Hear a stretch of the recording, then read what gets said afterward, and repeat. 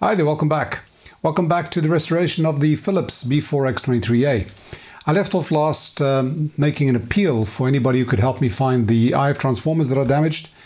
The response was unbelievable. I want to thank you all. There are various options in the cards, but someone has actually sent a set. They took the transformers out of a donor chassis and they have mailed it. Now, it's on its way. It hasn't arrived yet. So in the meantime, if you saw the two previous videos, I did the restoration of a Zenith Transoceanic 3000. In that case, I wanted to try some of the Russian transistors. Graham from Radio Cruncher kindly sent me a set. They haven't arrived yet either. No fault of the donors. This is purely Portuguese mail service. We live on a very laid-back island. We probably live longer because of low blood pressure, but things take their time to get here. So I've been sitting sort of waiting, and I don't like having too many projects on the go at one time. I don't want, you know, a quarter of the bench taken up with a project that's waiting, another part of the bench taken up with a project that's waiting. I do like to get things rolling and finished. So I've been sort of forced into this position where I'm treading water, as it were. But anyway, in the meantime, a lot of restoration of the cabinet of the Philips needed to be done. So I started doing that and found that it was, in one way, more difficult than I expected, but in another way, it actually turned out to be a lot simpler. I'll show you the dismantling process. Now, one thing I've got to point out here, and I hadn't remembered this, Dave Tipton restored one of these, exactly the same radio, on his channel a few months ago, some months ago, and I do watch every single one of Dave Tipton's videos, and I forgot that he'd done that. And if I'd gone back and seen that before I started the process, I probably would have made it easier for myself, because when I started dismantling this thing, I was expecting to take the sides off.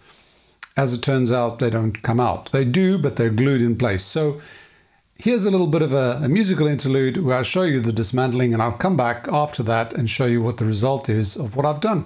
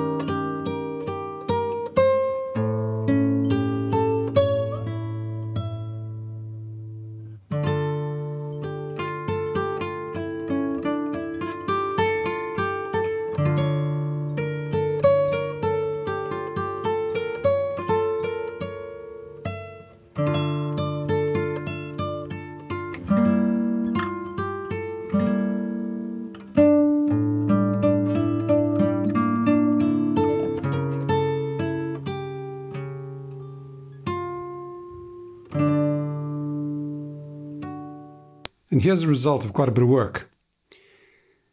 Everything has come out quite well. The speakers had that tape around the edges that was fraying away, so I replaced it with some plaster tape. We call it Elastoplast, that old-fashioned cloth type adhesive for wounds and all that. You don't get that too easily nowadays, but I've still got some.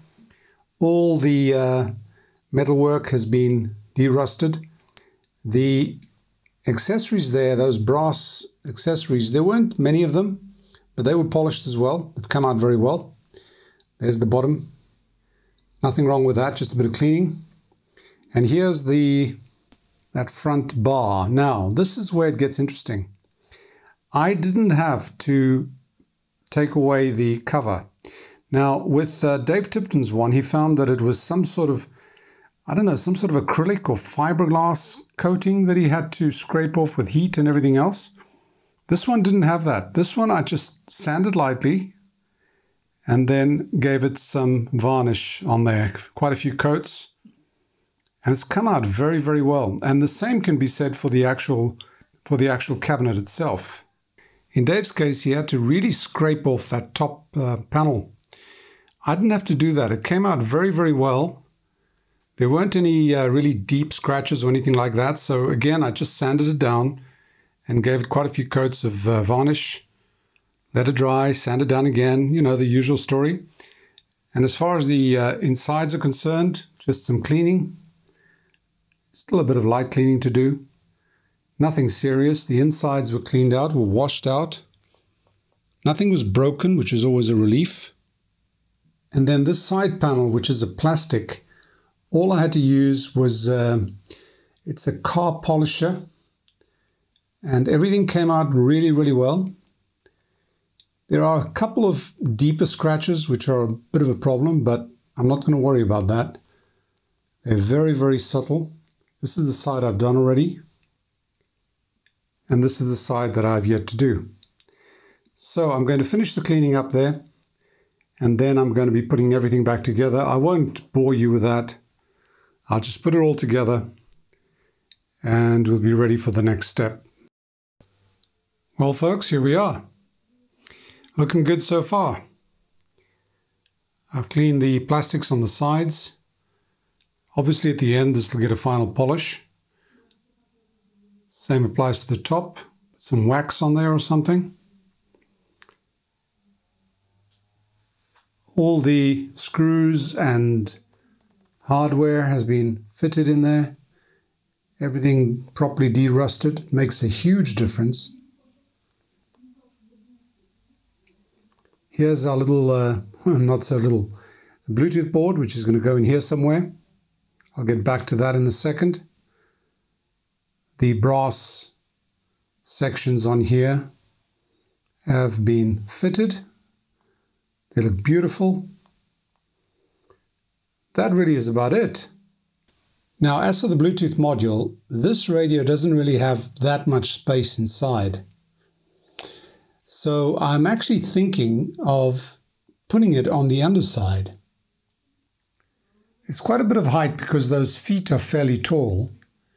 So I've been wondering whether this wouldn't fit on the underside of that central plate over there. It would have the effect of being shielded by the metal cover that this thing has, while at the same time having quite easy access for me to wire in the connection to the phono plug and also to get access to the heater supply. So I'll have to consider that when I put this in, see how much space there is. I suppose there is some space on the roof, on the top of this board over there, but only experimentation will tell which will be the best solution. I know I'll get it in. I've tested it already when I did the video on that board, but it's just a question of where is going to be the most practical place to connect it to. I must admit that this is rather a weakish video, but due to the delays on deliveries, that's about the best I can do. I just wanted to get this stage done because once I receive the transformers for this radio, I'll be able to just fit it in, do another alignment, check that everything works well, and then show you the final result. So once again, I want to thank you for your company. Hope you're all safe wherever you are. Thanks for watching. Bye for now and stay safe.